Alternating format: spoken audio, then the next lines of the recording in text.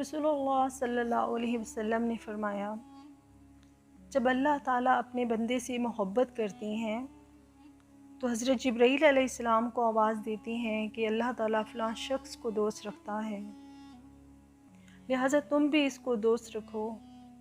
तो हज़रत जिब्राईल अलैहिस्सलाम इसको दोस्त रखते हैं। फिर हज़रत जिब्राईल अलैहिस्सलाम तमाम अहले आसमान में ऐलान कर देते हैं कि अल्लाह ताला फ़लाँ शख्स से मोहब्बत रखता है, लिहाजा तुम भी इससे मोहब्बत रखो। चुनांचे तमाम अहले आसमान इससे मोहब्बत रखते हैं, फिर ज़मीन में भी इसकी मकबूलियत रखती जाती है।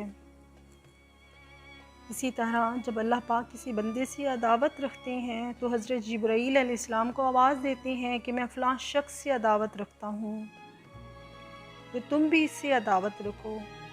तो हज़रत जिब्राईल अलैहिस्सलाम इससे दुश्मनी रखते हैं। हज़रत जिब्राईल अलैहिस्सलाम तमाम अहले आसमान में ऐलान करते हैं कि अल्लाह ताला फ़लाँ शख्स से दुश्मनी रखता है, लिहाजा तुम भी इससे अदावत रखो। फिर इसके मुतल्लिक़ ये नफ़रत और अदावत ज़मीन में भी रख दी जाती है। आपने अक्सर देखा होगा कि कोई शख्स हम किसी को जानते नहीं हैं, लेकिन उसका नाम सुन के हमें खुशी महसूस होती है, हमारा दिल करता है हम उससे मिलें।